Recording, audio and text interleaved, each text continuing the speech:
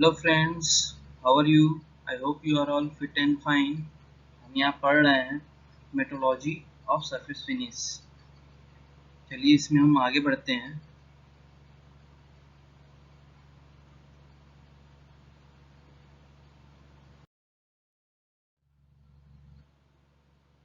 Surface finish में हमने surface का कैरेक्टराइजेशन बता दिया है और उसके सिंबल्स के बारे में भी बता दिया है।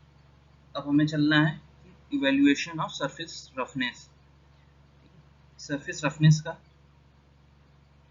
इवेल्युएशन कैसे करें, इनका आकलन, ठीक है, इनका आकलन कैसे कर सकते हैं पैरामीटर के फॉर्म में, डिफरेंट पैरामीटर के फॉर्म में हम इन्हें कैसे व्यक्त कर सकते हैं कि हम मेज़र करके बता सकें कि हम मेज़र करने का तरीका क्या हो सकता है, कि हम कौन सी टेक्निक यूज़ करें ताकि हम रफनेस को मेज़र कर सकते हैं। तो ये सब हमारा आएगा इवेल्यूएशन ऑफ सरफेस रफनेस में।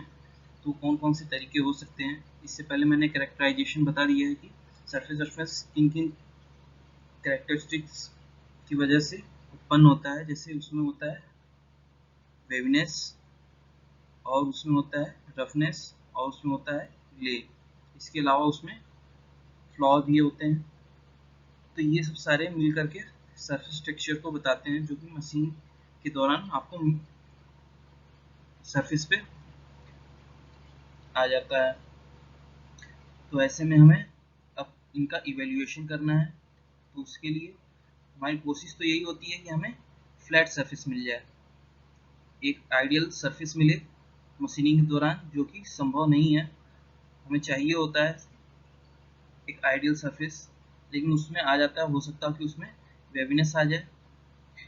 ठीक है, वेविनेस, ये है आपका वेविनेस है लेकिन स्मूथ है, यानी कि इसमें रफनेस नहीं है। ऐसा भी स्ट्रक्चर बन सकता है, या फिर ये हो सकता है कि उसमें रफनेस है लेकिन वो फ्लैट है, वेविनेस उसमें नहीं है। ठीक है, पूरा पूरा आपका फ्लैट है लेकिन वेविनेस नहीं है।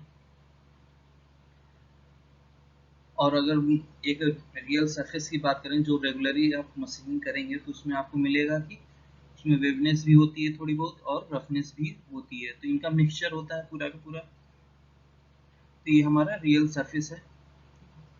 चाहत तो हमारी ये होती है पाने की, लेकिन हमें ऐसा मिलता नहीं है। तो हमें प्रैक्टिकली इसे ले करके चलना होगा और इनका इवेल्युएशन करना होगा, ताकि इन्हें हम अपने इच्छानुसार कम या ज़्यादा कर सकें। तो इसमें आपका ये तरीका है पहला, सेंटर लाइन एवरेज, जिसे हम CLA शॉर्ट में, या फिर एवरेज मीन लाइन डेविएशन। ठीक है, यानी कि एवरेज रफनेस निकालनी है, तो एक ये टेक्निक है। दूसरी है आपकी root mean square value, RMS short में कहें तो। इसके बाद आपका आता है मैक्सिमम पीक वैली, ठीक है, यानी कि पीक और वैली। ठीक है, आपकी अगर बात करें रफनेस अगर बन रही है, तो आपकी ये आपका पीक हो गया और वैली हो गया। ठीक है, तो इनका इवेल्युएशन करते हुए रफनेस को निकालें। ठीक है, इससे आपको क्या होगा, मैक्सिमम हाइट मिल जाएगी रफनेस की। ठीक है, तो एक तो ये टेक्निक हो गया रफनेस पता करने का। एक तरीका ये है कि हम एवरेज कर लें 5 हाईएस्ट पीक का, एक सैंपल ले लेते हैं, यानी कि एक ये सैंपल ले करके इस सैंपल में 5 पीक वैल्यू निकाल लें और 5 डिपेस्ट यानी कि बॉटम वैल्यू। ठीक है, वैली 5 वैली निकाल लें और उनका एवरेज हम निकाल लें सैंपल में से। और एक होता है कि लेवलिंग डेप्थ मेथड। ठीक है, गहराई का प्रोफाइल का प्रोफाइलोमीटर के जरिए हम उसकी लेवलिंग कर लें और उसकी स्टडी फिर बाद में करें। ठीक है, तो ये आपकी कॉमन इवेल्युएशन टेक्निक है। वैसे तो टेक्निक और भी डेवलप की जा रही हैं, और भी कई सारे तरीके डेवलप किए जा रहे हैं, लेकिन सबसे कॉमन और पॉपुलर आपका पहला और दूसरा है, यानी कि रूट मीन स्क्वायर वैल्यू और सेंटर लाइन एवरेज वैल्यू। और आप सिलेबस में भी यही दोनों है। ठीक है, बाकियों को नहीं देखना है। ठीक है, केवल हमें सेंटर लाइन एवरेज और root mean square mean value देखनी है। ठीक है, बस इन्हीं दोनों को कवर करना है। तो चलिए, सेंटर लाइन एवरेज CLA या फिर अर्थमेटिक एवरेज AA। अगर आपको रफनेस मेजर करनी है, ठीक है, रफनेस है, रफनेस मेजर करनी है तो किसी भी चीज़ को मेजर करना है, इवेल्युएट करना है। जैसे मान लीजिए कोई भी चीज़ इवेल्युएट करनी है तो उसका सिंपल तरीका क्या हो सकता है। मान लीजिए अगर आपको चोट लग गई है या फिर आपको कहीं सूजन आ गई है, तो ऐसे में आप क्या करोगे, आप उसे टच करोगे, पता करोगे कि वो कितने एरिया में अफेक्टेड है, कितने एरिया में उसका प्रभाव है, दर्द कहाँ कहाँ हो रहा है। तो आप पहले उस एरिया को डिफाइन करोगे किस किस एरिया में दर्द हो रहा है, फिर उसके सेंटर पे जाओगे, कहाँ पे आपको मेजर चोट लगी हुई है, उसका सेंटर क्या है। इस तरीके से आप वहां तक पहुंचते हैं और जो भी आपको दवा करनी है तो आप उस पूरे एरिया को लेकर के करते हैं और उसका एक सेंटर लाइन बना लेते हैं। तो ये एक सिंपल तरीका है कि कोई भी चीज़ अगर आपको इवेल्युएट करनी है, या फिर कांच भी टूट गया है, अगर आपको उसको जोड़ना है तो आप देखते हैं किस एरिया में कहाँ तक वो टूटा हुआ है, वो एरिया पहले आप तय करते हैं, फिर उसके बाद फिर आप गम से या फिर फेविक्विक से उसको उस एरिया पे अप्लाई करते हैं। तो सिंपल टेक्निक है कि पहले हमें वो एरिया पता करना होगा जहाँ पे वो रफनेस है, ठीक है। यानी कि ये एक सिंपल टेक्निक होता है मेजर करने का, क्या रफनेस का, वही है the average area per unit sample length. जो भी हम सैंपल लेंथ ले रहे हैं उसका average area per unit length पे, ठीक है, taken of the centre line. एक सेंटर लाइन डिफाइन करके उसको बेस ले करके उससे हम एरिया कैलकुलेट करेंगे और उस एरिया को पर यूनिट लेंथ पे हम देख लेंगे, तो उससे पता चल जाएगा कि कितना हमारा रफनेस है, ठीक है। जैसे मान लीजिए अगर ये रफनेस है, फ्लैट है लेकिन रफ है, तो ये आपका हो जाएगा आपका पूरा का पूरा सैंपल लेंथ। तो अब इस सैंपल लेंथ में हम पहले एरिया डिफाइन कर लेंगे। तो ये आपका मतलब ये हमने किया कि इस एरिया के अंदर हमारा रफनेस है, तो हमने ये एरिया पहले डिफाइन कर लेंगे। अब इसका सेंटर लाइन हमें पता करना होगा, ठीक है। इसीलिए that's why we call it centre line average, ठीक है। इसी वजह से हम इसे सेंटर लाइन एवरेज टेक्निक भी कहते हैं, ठीक है। ये डेफिनेशन ध्यान रखिएगा, ध्यान से समझ लीजिएगा।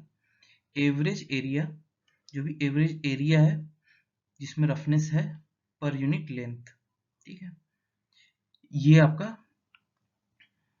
सेंटर लाइन से लिया जाएगा, ठीक है। तो ये डेफिनेशन है इसके लिए, जो कि एक सिंपल तरीका है जैसा कि मैंने बताया, ठीक है।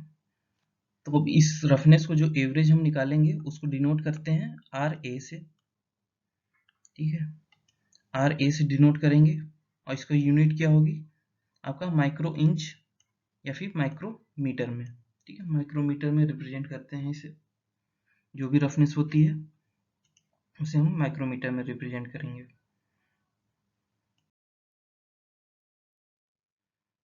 तो चलिए ये देख लेते हैं, ये आपका मान लेते हैं सैंपल लेंथ है जिसमें आपका रफनेस है इस तरीके से। ये आपका रफनेस है पूरा H1 H2, ठीक है, H3। इस तरीके से हमने लोकल हाइट डिफाइन कर दी है। तो अब इसे करने के लिए क्या करेंगे हम, पहले हमें क्या करना होगा कि एरिया किस तरीके से मेजर करेंगे कि हमने पहले सेंटर लाइन डिफाइन करना होगा। सेंटर लाइन डिफाइन करना है यानी कि हमें पहले इस एरिया को पूरा का पूरा ऐड करते चले जाइए, जितना भी एरिया है उसे पूरा ऐड करना है। मान लीजिए जैसे ये है, ठीक है, सेकंड पिक्चर में देखते हैं। मान लीजिए हमने पहले ये डॉटेड लाइन है, ये पहले हमने ये लाइन एक रफली खींच ली, ठीक है। इस लाइन को हमने पहले ड्रॉ कर लिया और इसको बेस लेकर के हमने एरिया कैलकुलेट कर लिया, ऊपर का फिर नीचे फिर ऊपर फिर नीचे, ठीक है। इस तरीके से कैलकुलेट कर लिया पूरा टोटल एरिया। अब पूरा टोटल एरिया अगर सेंटर लाइन कहाँ होगा, अगर हम इस लाइन को ऊपर या फिर नीचे लेकर के जाएं और इस तरीके से लेके जाएं कि जितना एरिया नीचे है उतना एरिया ऊपर हो जाए, तो वही सेंटर लाइन हो जाएगी, हाफ एबव हो जाए हाफ बिलो हो जाए।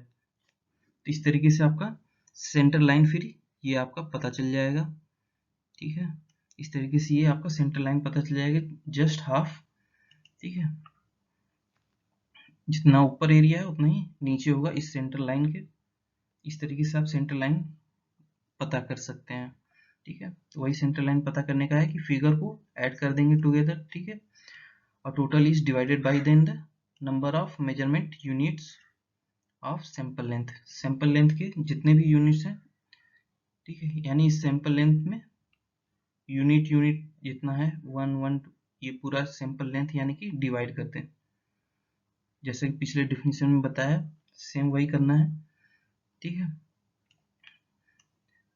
जो कि अर्थमेटिक एवरेज को बताता है, ठीक। अब ये अर्थमेटिक एवरेज को बताता है, इसलिए हम इस टेक्निक को हम कहते हैं अर्थमेटिक एवरेज, क्योंकि ये पूरा का पूरा एरिया का एवरेज है, ठीक है। ये एक एवरेज एरिया है, ठीक है। तो एवरेज के हिसाब से आपका रफनेस भी एक एवरेज रफनेस बताता है,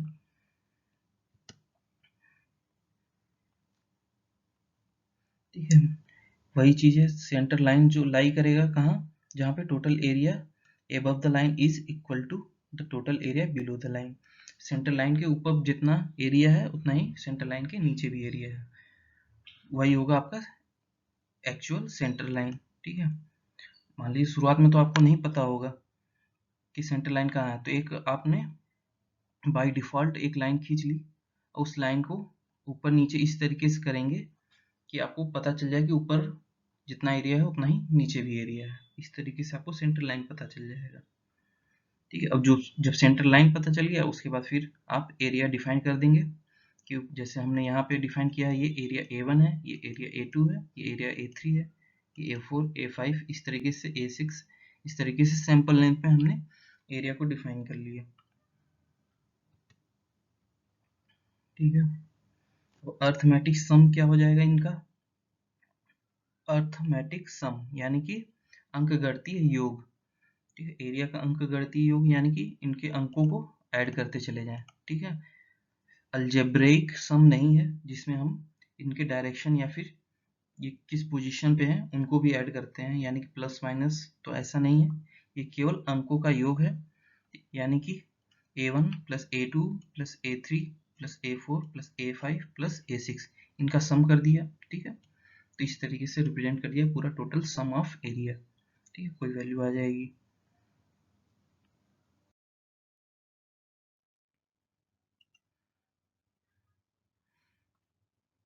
अब आपको अगर सेंटर लाइन पता कर लिया, मीन लाइन, अब यहाँ से इस मीन लाइन से हम जो भी हमें कैलकुलेट करना है इस मीन लाइन से ही करेंगे। जैसे यहाँ से हाइट हमने मीन लाइन से ही लिया है H1 H2 H3, ठीक है। H4 बॉटम पे गया, H5 इसी तरीके से चलता चला जाएगा सैंपल लेंथ में। सैंपल लेंथ यानी कि वो आपने लेंथ ले लिया जिसपे आपको स्टडी करना है, ठीक है, जिसपे आपको रफनेस पता करना है। तो अपने ये एक सैंपल लेंथ है, ठीक है। तो average roughness, by definition average roughness क्या होती है, अर्थमेटिक एवरेज, ठीक है, अंकगणितीय औसत of all the local Heights, जितने भी हाइट्स हैं इनका एवरेज निकाल लें, ठीक है। एवरेज निकाल लें सबका, तो आपको पता चल जाएगा कि एवरेज रफनेस कितनी है, ठीक है। तो आपको ये एवरेज रफनेस पता चल जाएगी कितनी है ये, तो उसके लिए सबको ऐड करना होगा। एवरेज किस तरीके से निकालते हैं, इन सब वैल्यू जितने भी वैल्यू हैं सबको ऐड करेंगे और नंबर ऑफ वैल्यू से डिवाइड कर देते हैं, यही होता है औसत निकालने के लिए एवरेज। यानी कि हम H1 को ऐड करेंगे, फिर H2 को, फिर H3 को, फिर H4 को, फिर H5 को, इस तरीके से सारा ऐड कर दिया, डिवाइडेड बाई इनके नंबर्स कितने हैं उनसे डिवाइड कर दिया, तो आपको ये एवरेज पता चल जाएगा, ठीक है। मॉड में लिखा है यानी कि हमें केवल वैल्यू से मतलब है, ठीक है, इनके साइन से मतलब नहीं है कि ये प्लस है या नेगेटिव, तो हम इसे सिग्मा एच आई यानी कि सिग्मा यानी कि ऐड करते चले जाएंगे 1 + 2 + 3 जितने भी वैल्यू हैं उनको ऐड करते जाएंगे और नंबर, ठीक है, ये आपका नंबर है, नंबर ऑफ वैल्यूज है, ठीक है, ये आपका नंबर ऑफ वैल्यूज है, ठीक है। तो इस तरीके से हम एवरेज निकाल सकते हैं।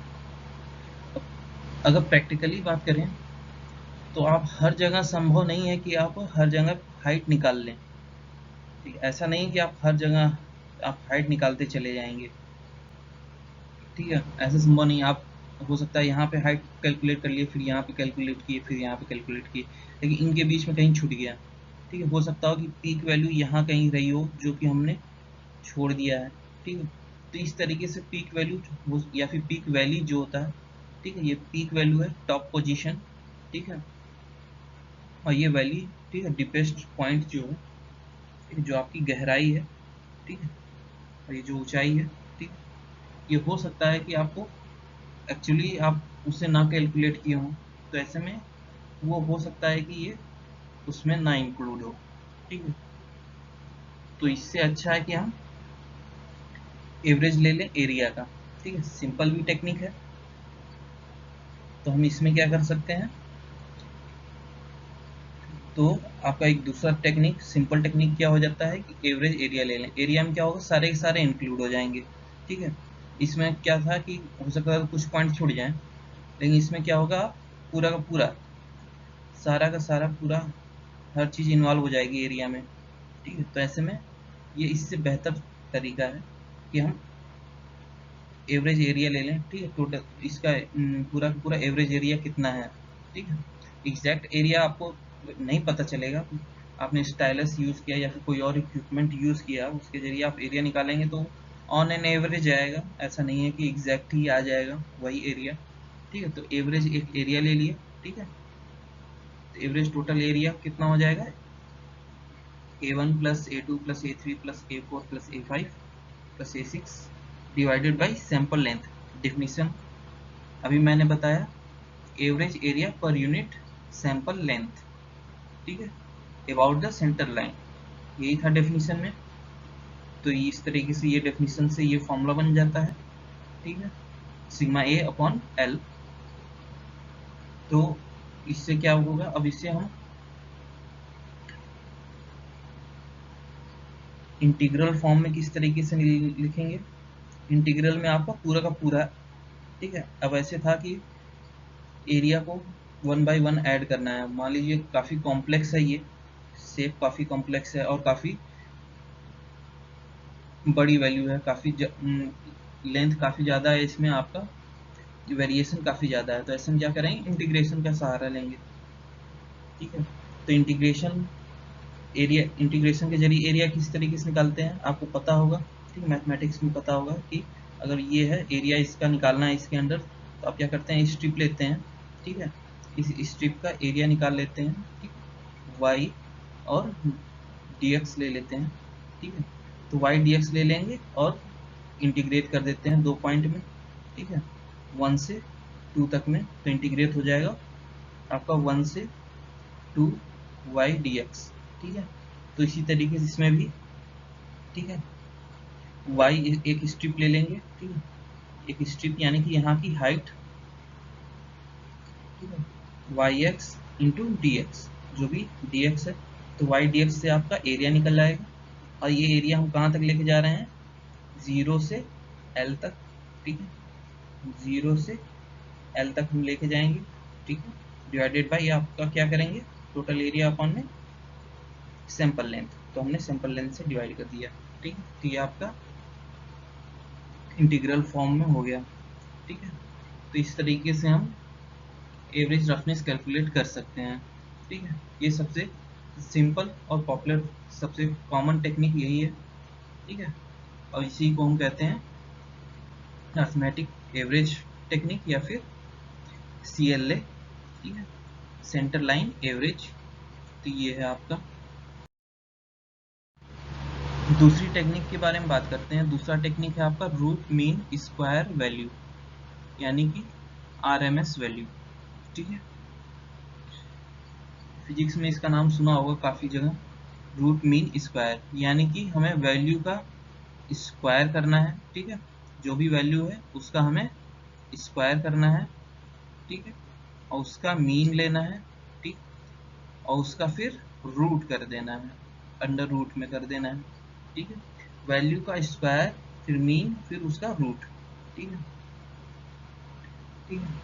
तो ये एक तरीके, ये दूसरी टेक्निक है, ठीक है, जिसमें जो कि हम कभी कभी यूज़ करते हैं। पहला पॉपुलर तो आपका CLA था, इसके अलावा कभी कभी हम इस टेक्निक का भी इस्तेमाल करते हैं, ठीक है, इवेल्युएशन में, जो भी हमें एवरेज रफनेस निकालनी होगी, ठीक है, तो उसके लिए हमें क्या करना होगा, रूट मीन स्क्वायर वैल्यू निकालनी होगी, जो भी डेविएशन है हाइट का, यानी कि लोकल हाइट का, आपको रूट मीन स्क्वायर वैल्यू निकालना होगा in place of arithmetic average. Arithmetic यानी कि अंकगणितीय औसत के अलावा हम ये भी अपना सकते हैं, ठीक है। तो इसमें हमें करना क्या होगा, रूट मीन स्क्वायर वैल्यू, तो हम इसे डिनोट करते हैं RMS रूट मीन स्क्वायर, या फिर इसे हम कई बुक में RG से भी डिनोट करते हैं, ठीक है। तो ये क्या हो जाएगा, जो भी आपका लोकल हाइट है उसका स्क्वायर, ठीक है, जितनी भी लोकल हाइट है उनका स्क्वायर कर लिया है, ठीक है, जितनी भी लोकल हाइट है इनका स्क्वायर कर लिया, और अब इन वैल्यू को मीन निकालना है तो इनको ऐड करके इन जितनी वैल्यू है उनसे डिवाइड कर दे रहे हैं, तो ये आपका मीन निकल के आ गया, और इसका अंडर रूट ले लेंगे, ठीक है, इसका अंडर रूट ले लेंगे तो फिर आपका ये root mean square value calculate होकर के आ जाएगी, ठीक है। तो इसे हम इस तरीके से लिख सकते हैं, 1/L into sigma HI square, I की वैल्यू 1 से लेकर के n तक जा सकती है, जितना भी, ठीक है, आई की वैल्यू आपको 1 से लेकर के जितने नंबर ऑफ सैंपल में से आपने लोकल हाइट्स लिए हैं उतना ले सकते हैं, 1 से n तक में, ठीक है, उनको ऐड करते चले जाएंगे स्क्वायर करते हुए,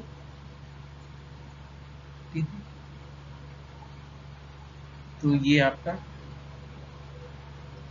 इस तरीके से आपका ये निकल के आ जाएगा, ठीक है। तो ये दो तरीके हैं आपका इवैल्यूएशन करने के।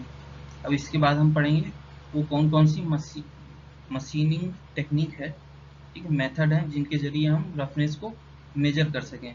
आपको जो ये अभी पहले कर्व जो दिखाया था, वो कर्व हम कैसे हासिल करें, जो ये रफनेस का कर्व है वो हम कैसे हासिल करेंगे, वो कौन कौन से मेथड हैं, ठीक है, उसके लिए कौन कौन से इक्विपमेंट हमने बनाए हैं, उसके बारे में पढ़ेंगे, ठीक है।